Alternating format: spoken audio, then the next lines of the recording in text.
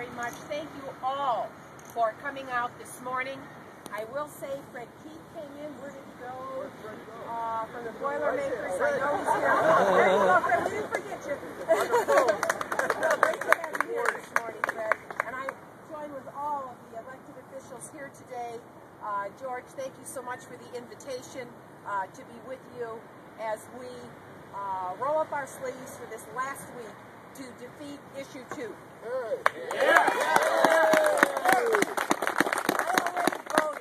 I already voted. And so you know how I voted. I voted no on issue 2. And we ask you during this last week to vote early and to use the time we have to take others to the polls early and to organize for Election Day so that we get a huge vote across this state. Now let me say about that line right there. AFSCME says Kasich hates Ohio.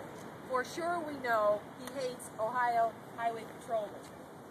When I heard him say what he said about the Ohio Highway Patrolman who properly ticketed him because he violated the law, I thought to myself, can that really be the governor of Ohio? He actually has the power to call the Ohio Highway Patrol to duty. It showed no respect, and it showed us exactly what he is. You know, earlier this year, I had the very difficult moment to attend a funeral of a police officer in Sandusky, Ohio, Andy Dunn. And Andy Dunn was shot dead on the job at 3 a.m. in the morning in the middle of the night. And he was doing his job just like his father had done the job before him as a police officer in the city of Sandusky. And Andy followed all the rules, but the person who shot him was on a bicycle, and he unloaded on him through the window, and Andy had no backup. Within just a few seconds, the other police were there. But for any governor to have an attitude about public security and our police officers around this state and our highway patrolmen that would even allow him to say that word says to me, recall can't come too soon. Yeah. You're right, yes. The first opportunity we will have to express that view is in defeating issue 2 by the widest margin possible from one end of this state to the other. Yeah. The other day, I ran into a young woman in our community, and a lot of the public doesn't understand what collective bargaining means. Collective bargaining means that you, as a worker, have a voice in your working conditions, and you have a right to express your opinion. Right. On the wages, on the benefits that are associated with your job. It doesn't mean that you get your dreams. It just means that you have a voice. Right. And this young woman, and you know what? It took hundreds of years for us to be able to place on the books of this country the laws for national labor relations. All right? And it was not an easily won victory in a country that began its history using slavery as its chief economic means of driving the economy forward, all right? We have to remember the roots of this country. So it took us a long time as a country to treat workers with some dignity. And there have always been those that have wanted to shred those rights because they fundamentally don't believe that you, in your work, have a right to a voice around the table of that particular concern. Right. Be it a private company, be it a not-for-profit, be it a government entity, okay? There have always been those people. So we stand proudly. I stand proudly with our parents. I stand proudly with all of those families that stand before me today who understand what working rights are all about. The other day, I happened to run into a young woman who works for a state institution here in our region.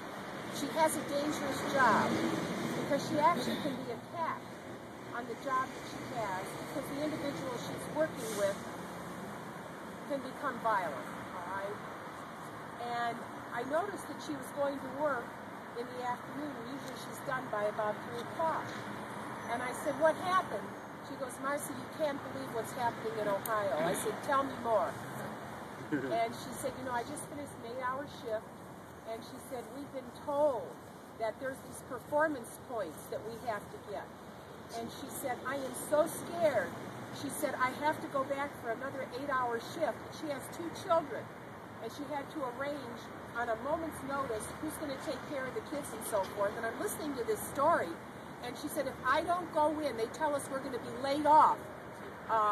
And she said, we don't know who's going to be the first to be laid off. So she's essentially like a casual worker. She doesn't know what her schedule is for work, and it's causing havoc inside of that particular household, multiplied by hundreds and hundreds of people across this community. And I said, there's another sign to me of what's going on in the workplace. In this case, it was a state institution, and she has a dangerous job. And she said, you know what? She said, all those lies. She said, do you know how many paybacks I've given on my paycheck? She said, do you know how much I pay for my health insurance? Why do they say this is such a great job? She hardly makes above minimum wage. She hardly makes above minimum wage in a job like that. So we see this happening, and you know it, and I know it. And we're here for those citizens today who are fighting to be treated with dignity in the workplace. That's right. And now it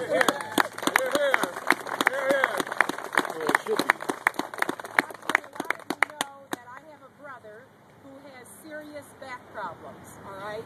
My brother went to work for a public sector employer before there was collective bargaining in this state.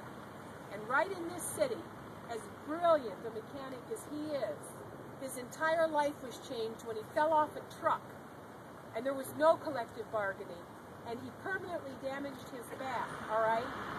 And to this day, as I watch him age and suffer because of the hard work that he did, hundreds and hundreds and hundreds of hours, lifting heavy tires and going out under fire trucks that were stopped up on the expressway, and he had to get underneath them at 30 below zero sometimes when it was so cold out there, and wrench them and everything like that. And he had no rights for anything. And he said to me, he said, Marcy, when you go downtown today and you make your remarks, he said, you tell the people after I fell off the truck, he said, they decided maybe they'd better build a ramp so no other heavy-duty mechanic would ever fall off again. And he said, too bad they didn't think of that before. He had no rights. He had no rights in the workplace at that time. What a shame. And do you know, in the place that he worked, every single man that was a mechanic died before he was 60. My brother is only one of 2 people that survived working in that place under those kind of conditions. So to us, this gets real personal in our family. And we stand with the workers across this state. We stand with people who are fighting issue 2. We stand with the rights of workers, of the people not just in this community but in our country. We're sick of the politics of envy that John Kasich wants to lead us to believe that if we try to help those who work in the public sector, we somehow hurt the country. No, we set a standard. We set a standard for the fair treatment of people, and we respect their hard work. We respect who they are. We respect